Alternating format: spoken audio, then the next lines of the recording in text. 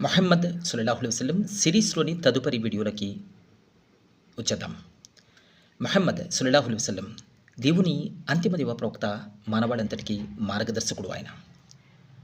మొహమ్మద్ సల్లల్లాహు అలైహి వసల్లం తినే త్రాగే విషయాలలో కొన్ని నియమాలను సూచించారు.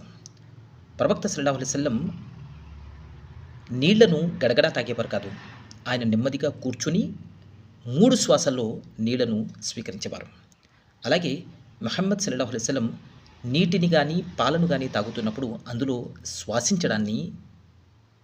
శ్వాస వదలడాన్ని వారించేవారు. అదేవిధంగా ఆయన ముందు భోజనం పెట్టినప్పుడు ఆయన ముందు నుంచి తీసుకునేవారు బిస్మిల్లాహ్, అల్లాహ్ నామస్మరణతో దేవుని నామాన్ని స్మరిస్తూ భోజనాన్ని స్వీకరించేవారు. తిన్న తర్వాత అల్హమ్దులిల్లాహ్ పలికేవారు. దైవ ప్రవక్త ముహమ్మద్ వారు తన 3 వేళ్లతో తినేవారు. ఒకరి ఆహారం ఇద్దరికి, ఇద్దరి ఆహారం నలుగురికి, నలుగురి ఆహారం 8 మందికి సరిపోతుంది.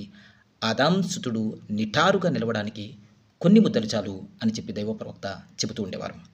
దివ్య ఖురాన్లో కూడా 7వ అధ్యాయము 31వ వాక్యంలో ఒక చక్కని మాట ఉంది. తినండి, త్రాగండి, కానీ హద్దులు మీరకండి.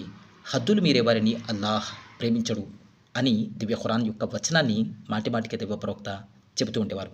రండి, దైవ ప్రవక్త ముహమ్మద్ వారి యొక్క జీవితాన్ని ఒక్కసారి అధ్యయనం చేద్దాం. ఆదర్శ జీవితం, హృదయాల విజేత అనేటువంటి పుస్తకాలను తప్పకుండా చదివేటువంటి ప్రయత్నం చేయండి.